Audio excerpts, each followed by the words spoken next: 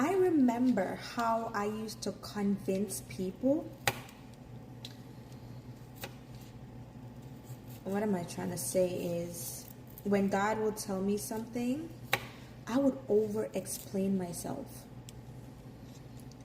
I would over-explain myself, trying to convince that individual that God spoke to me.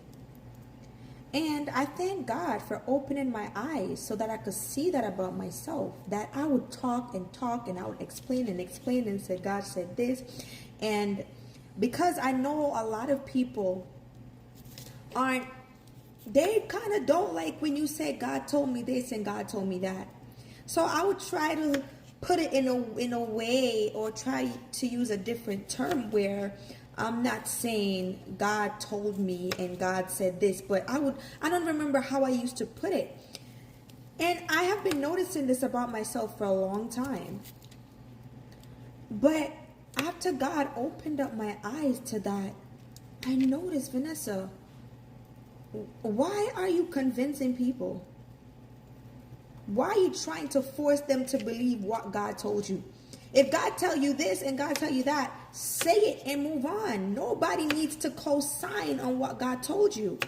Nobody needs to sign an agreement or a disagreement and say, I agree or I do not agree with what you just told me God said. Because at the end of the day, it's nobody's business. And another thing that always, that stands out to me is when people say, if God told you, who am I to say anything? I don't like that statement, because that statement just sounds prideful. That statement sounds like you are still in disbelief. I'm sorry. That's truly what it sounds like.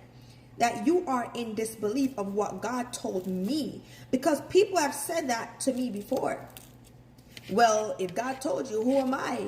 Because before they even said that, when I would express to them what God had told me, they would try to, say something else in regards to that. Meaning like,